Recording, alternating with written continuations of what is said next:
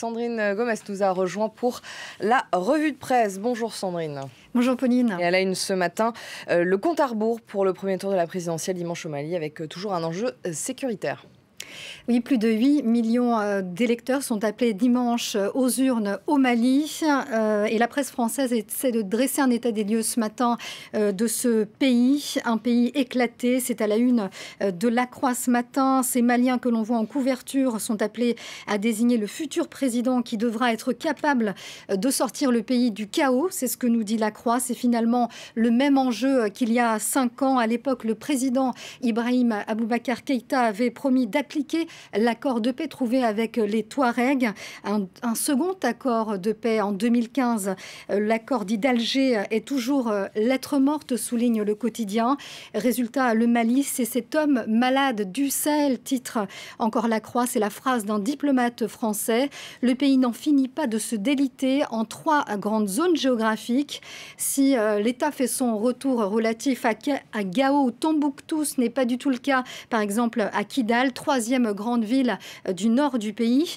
Et c'est surtout le centre qui inquiète, qui est désormais le centre de tous les dangers.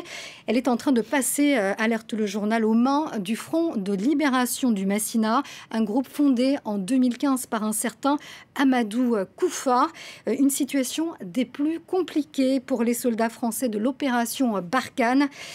Mali, le bourbier français, c'est le titre à la une ce matin du journal L'Humanité. Ici, on parle de l'échec de la stratégie militaire déployée par Paris avec une opération Barkhane et des forces onusiennes qui semblent plus impuissantes que jamais, je cite, face à la guérilla ininterrompue des groupes djihadistes. Alors à la une également ce matin, on parle bien sûr de l'affaire Benalla. Oui, une affaire qui est toujours alimentée par les auditions en cours à l'Assemblée, au Sénat, puis par l'interview hier accordée par Alexandre Benalla dans les colonnes du Monde. Résultat, le décryptage à la une de Libération ce matin, ça donne ça. Benalla, Macron, l'un tape à tout va, l'autre joue en défense. On a un peu l'impression que les deux jouent finalement dans la même équipe. Le journal de gauche qui souligne d'ailleurs que l'ex-membre du cabinet de l'Élysée a dit sa loyauté envers le chef de l'État, l'a épargné et il a chargé en revanche la préfecture, tandis qu'Emmanuel Macron, lui, soutient son ancien collaborateur depuis mardi, écrit le quotidien. Il multiplie les messages d'amitié, alors que l'on s'achemine, on le sait, vers une deuxième motion de censure à l'Assemblée. Eh bien, pendant ce temps, Emmanuel Macron, lui, cherche de l'air au pic du midi. C'est ici en titre du Parisien. Comme la veille, eh bien, il s'est offert un bain de foule. Il a minimisé l'affaire Benalla. Il s'en est pris aux médias. Et c'est ça, sa stratégie, voilà, c'est dire que, donc cette stratégie Macron, c'est dire que la crise, finalement, ce n'est pas grave du tout. Il a d'ailleurs parlé hier d'une tempête dans un verre d'eau. Pour le Parisien qui a donné la parole à un professeur de communication, cette stratégie, c'est un coup de poker.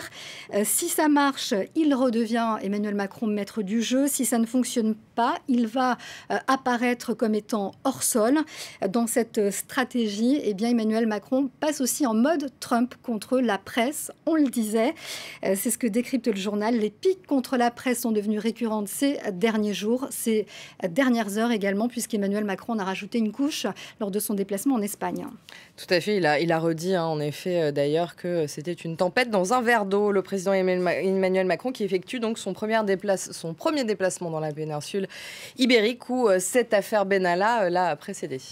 Oui, cela fait plusieurs jours que la presse internationale se fait l'écho de cette affaire Benalla.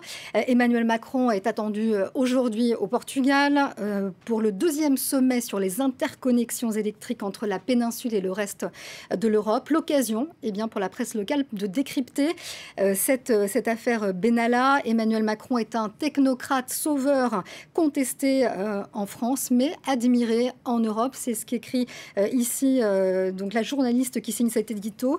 Ici, on nous parle d'un Emmanuel Macron empêtré dans une affaire Benalla comparée Watergate, avec des soupçons de police parallèle à l'Élysée. Ces motions de censure au Parlement sont la première grande tâche dans son gouvernement. Pour El País, malmené en France, eh bien, Macron est à la recherche notamment à Madrid. On le voit ici en compagnie du Premier ministre, Pedro Sanchez, d'alliés pour réformer l'Union européenne, le quotidien espagnol qui estime dans son édito que face à l'europhobie croissante et à la fragilité d'Angela Merkel, Madrid et Lisbonne représentent les meilleurs partenaires pour l'européisme d'Emmanuel Macron. La gauche ibérique est aussi importante sur le plan des valeurs face au populisme et à l'extrême droite qui menace aujourd'hui le projet européen. Merci Sandrine. C'était donc les unes de la presse française et internationale.